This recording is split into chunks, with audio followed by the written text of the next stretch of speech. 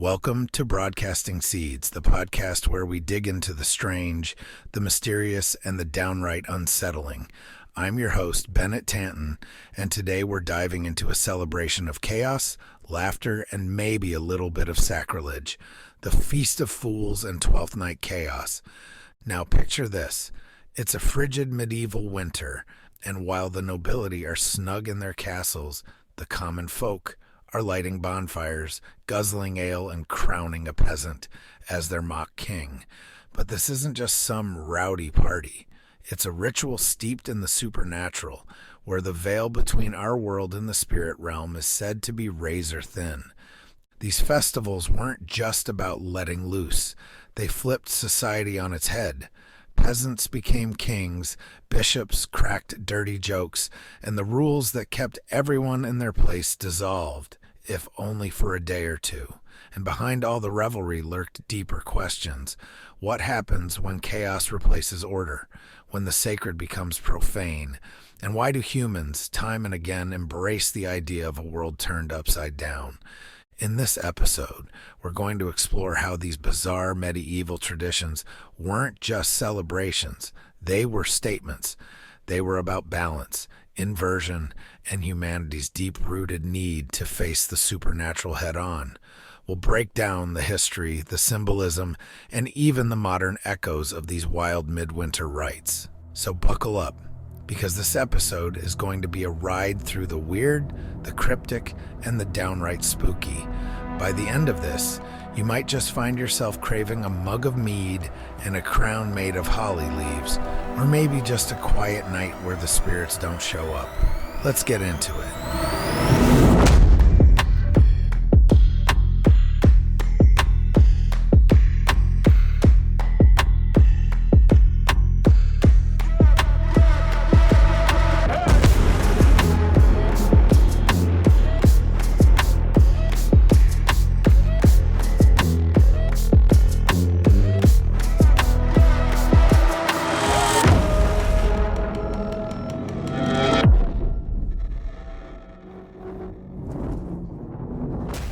Feast of Fools has roots as tangled as a medieval forest. To understand its origins, we have to look back to the Roman festival of Saturnalia, a week-long celebration of chaos, excess, and role reversals. Think office holiday party meets Mardi Gras, but with a lot more togas. During Saturnalia, slaves dined at their masters' tables. Gambling was encouraged, and the usual rules of Roman decorum flew out the window. Sound familiar? That's because this wild Roman bash laid the groundwork for the medieval Feast of Fools. Fast forward to the early Middle Ages, where Christianity was spreading like wildfire, but not without a few compromises. The Church, in its infinite wisdom, realized that if they couldn't beat the pagans, they might as well join them. So many of these older rowdy traditions were absorbed into Christian holidays, albeit with a more holy veneer. Enter the Feast of Fools. By the 12th century, the Feast of Fools was a full-blown event, especially in France and England. It usually took place around the New Year and was led by none other than the Lord of Misrule, a commoner elected to preside over the festivities. The church clergy, yes, the very people who were supposed to be the moral backbone of society, would don masks, crack bawdy jokes, and even mock their own sacred rituals. Imagine your local priest putting on a puppet show with the church relics, and you'll get the idea. But why all the mischief? Medieval life was grim, folks. Between plagues, famines, and oppressive feudal systems, people needed a release valve. The Feast of Fools was that valve, allowing the lower classes to blow off steam, mock their oppressors, and experience, if only briefly, what life might be like without strict hierarchies. It was cathartic, rebellious, and oddly a way to reinforce the very order it temporarily disrupted. Yet, it wasn't all fun and games. This wasn't just about drunken debauchery.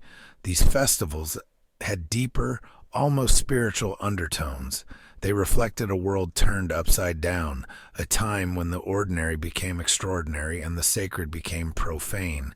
It was a mirror held up to society, showing both its flaws and its potential. But as you can imagine, not everyone was a fan. The church, despite indulging in these festivities, eventually cracked down on the Feast of Fools, declaring it heretical and unworthy of Christian society. By the 16th century, the celebration was all but extinct, though its spirit would live on in other forms. So, there you have it, the Feast of Fools, a wild, chaotic tradition born from pagan revelry and nurtured in the shadow of medieval cathedrals. It's proof that even in the darkest of times, humans have always found ways to laugh, mock, and rebel against the powers that be.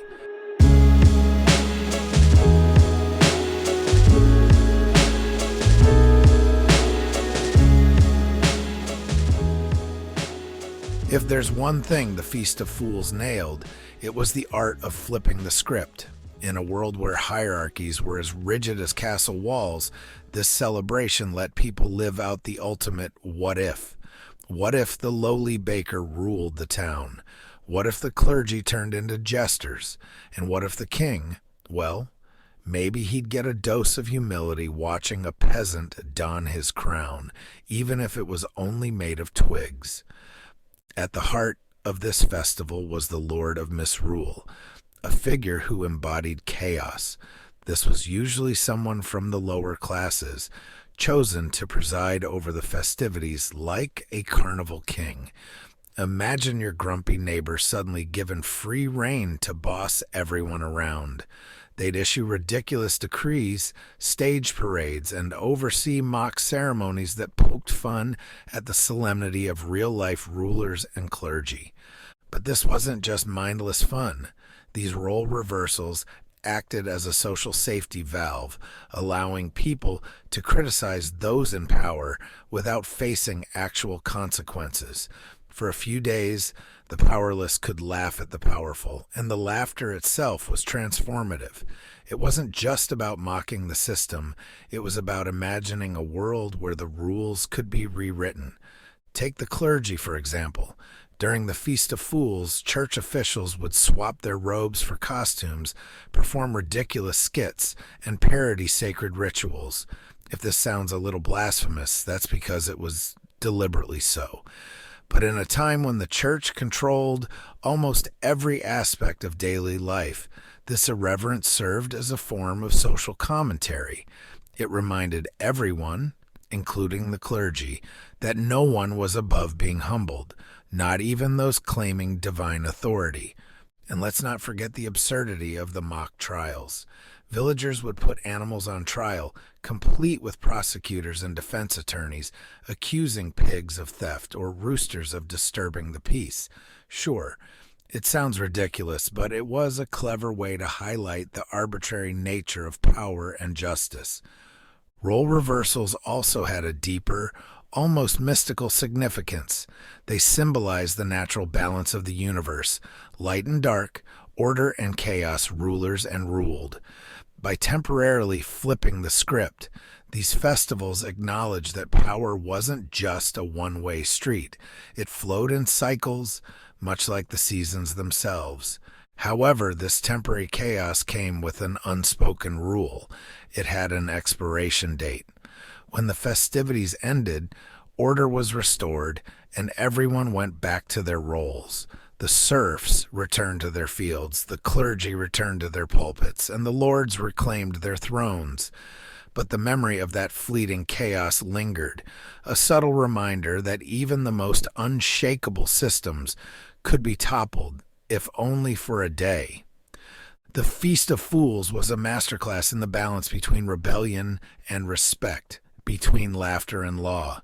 It gave the powerless a voice, even if only temporarily, and reminded the powerful that their rule was not absolute.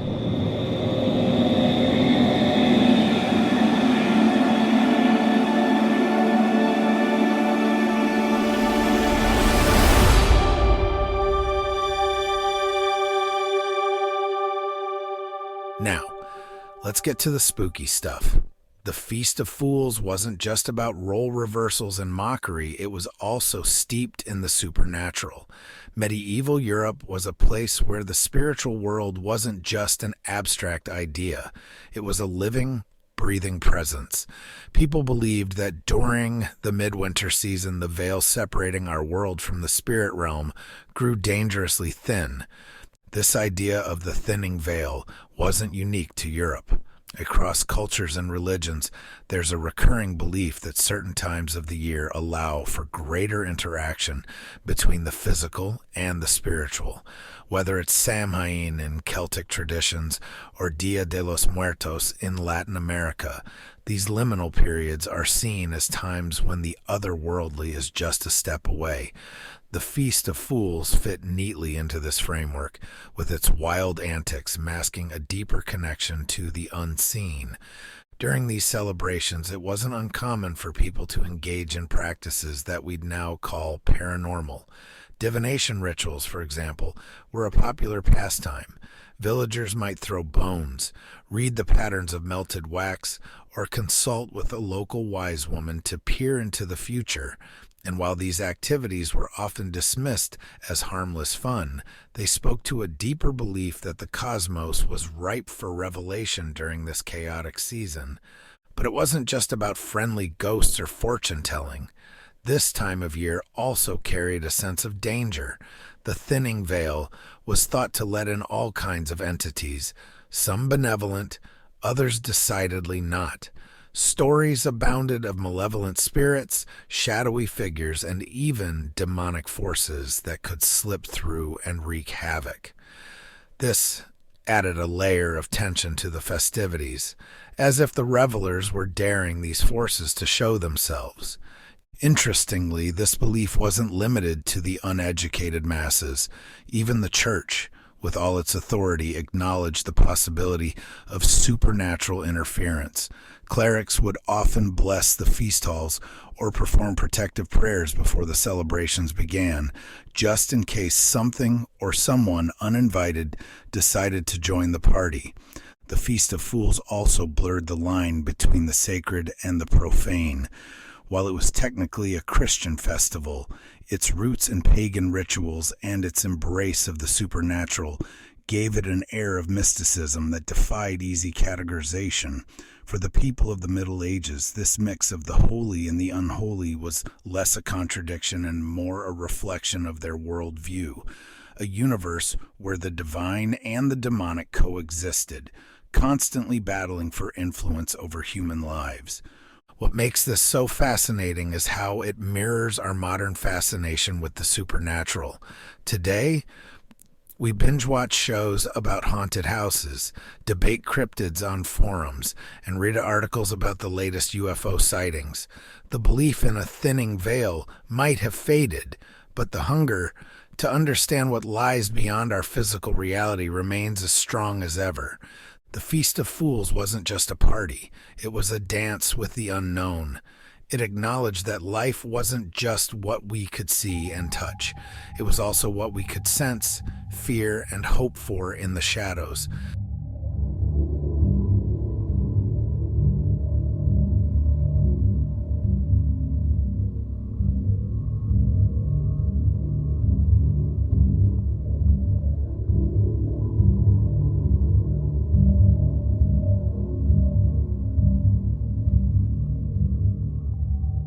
Beneath the laughter and chaos of the Feast of Fools lay something deeper, a set of occult themes that resonated with the medieval mind. These weren't just drunken parties, they were rituals steeped in symbolism, exploring the balance between opposing forces, light and dark, order and chaos, sacred and profane. The inversion of roles wasn't just about having fun, it was about touching something primal, something cosmic. Let's break it down. The concept of inversion, turning things upside down, was central to these celebrations. The pauper became the king. The clergy became jesters. Even sacred rituals were twisted into parodies. This wasn't just rebellion, it was a reflection of life itself. Inversion symbolized the cyclical nature of existence, where every peak has a valley and every rise has a fall. This idea of balance was deeply rooted in both pagan and Christian traditions. On one hand, you had pagan beliefs in the duality of nature, summer and winter, life and death, fertility and barrenness. On the other hand, Christianity offered its own version of this balance, heaven and hell, sin and redemption, Christ and the Antichrist. The Feast of Fools brought these themes to life, showing that the world wasn't just black and white, but a constant interplay of opposing forces. But here's where it gets really interesting. The Feast of Fools wasn't just about acknowledging balance. It was about actively disrupting it. By flipping the social order, participants were symbolically throwing the universe into chaos, only to restore it when the celebration ended. This temporary chaos served as a reminder that order is fragile and must be constantly maintained. And then there's the occult angle. The Feast of Fools didn't shy away from themes that, in modern terms, we'd call esoteric. The inversion of roles was seen as a way to tap into hidden truths about the human condition and the universe. It echoed the teachings of alchemy, where transformation and balance were key to unlocking the secrets of existence. Even the church, despite its opposition to overt occult practices, couldn't fully erase these underlying themes. One fascinating example is the use of masks during the Feast of Fools. Masks weren't just for hiding identities, they were symbolic tools. By wearing a mask, participants stepped into a new role, embodying both the inversion of their usual identity and the idea that the human self is malleable, capable of transformation. This concept wasn't far removed from the mystical idea that we all wear masks in life, hiding our true selves. These themes of balance and inversion weren't just medieval curiosities. They resonate today in ways we might not even realize. Think about modern celebrations like Halloween, where children dress up as monsters, or Mardi Gras, with its wild parades and indulgence. These events echo the Feast of Fools, reminding us that even in the most structured societies, we need moments to embrace chaos and face the hidden forces that shape our lives. The Feast of Fools was more than a party. It was a philosophical and spiritual statement hidden beneath layers of laughter and revelry. It showed that to understand the light, you must face the dark, and to maintain order, you must confront chaos.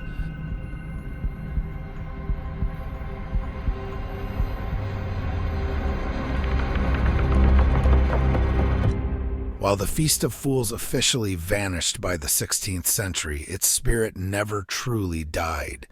Instead, it evolved, weaving itself into the fabric of modern celebrations. From the raucous parades of Mardi Gras to the eerie thrill of Halloween, we can still see the fingerprints of this medieval chaos in the ways we embrace inversion, revelry, and the thinning veil between worlds. Take Mardi Gras, for instance. The tradition of crowning a king of carnival and hosting outrageous parades is a direct descendant of the Lord of Misrule. Masks, beads, and wild antics might seem like harmless fun, but they echo the deeper themes of role reversal and the temporary suspension of societal norms. Just like the Feast of Fools, Mardi Gras is a controlled chaos, a time to let loose before returning to the rigid order of daily life. Then there's Halloween, arguably the most direct modern link to the supernatural themes of the Feast of Fools.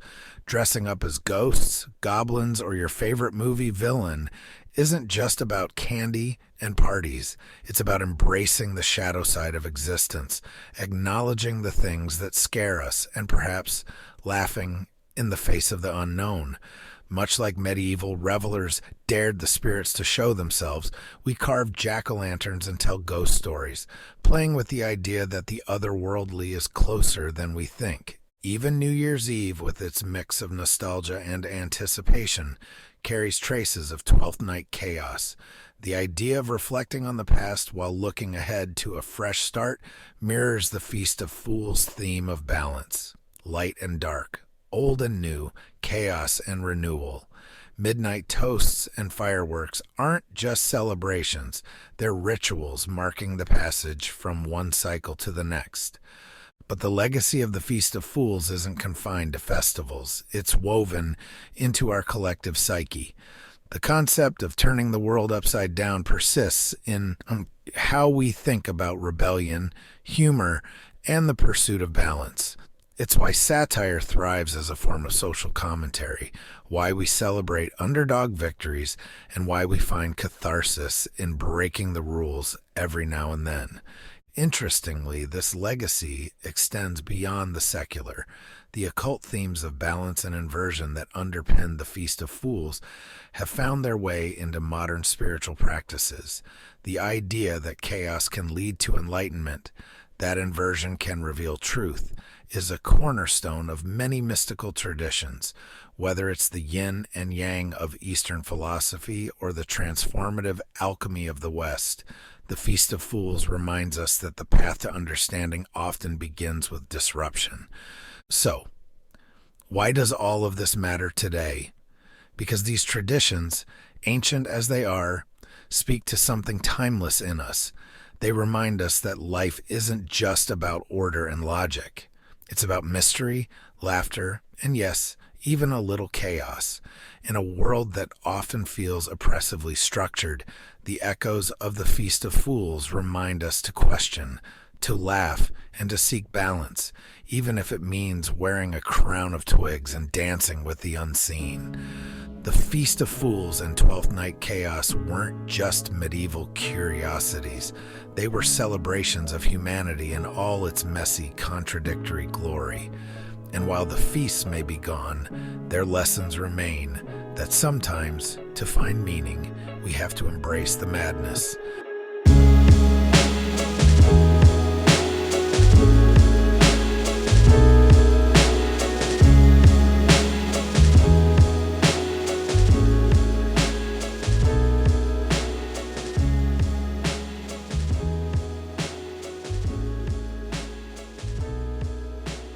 And that's a wrap for today's episode of Broadcasting Seeds.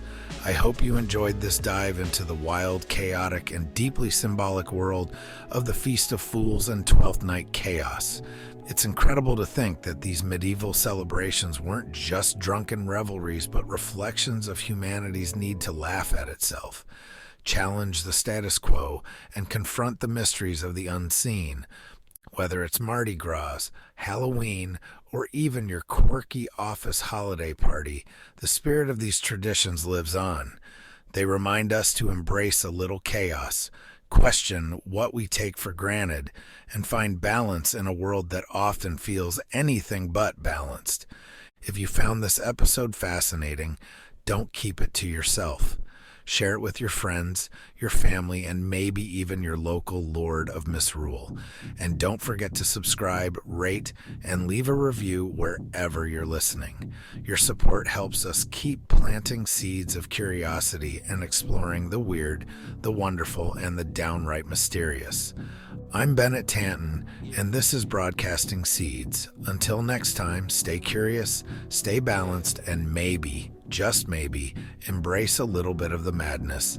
See you in the next episode. Yeah, I got bad thoughts that make my mind scared. Hold me hostage and they don't fight fair. Who gon' pray for me and wipe all my tears? Who gon' save me if you not right here? Move this darkness and make my sight clear. Take me your way cause I don't like here. Ghosts of my past, they feeling the night air. Wake me up, I'm trapped in my nightmares.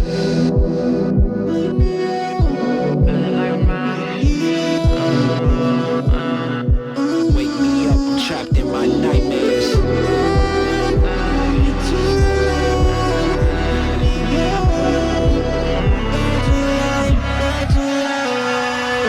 Drowning,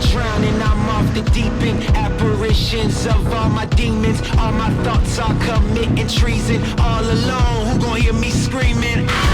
Manifestations of my fears, regrets that stretched out for light years. Can almost touch the light, homie, it's right there. Body free but trapped in my nightmares. Wake me up, don't let me drown. All the lights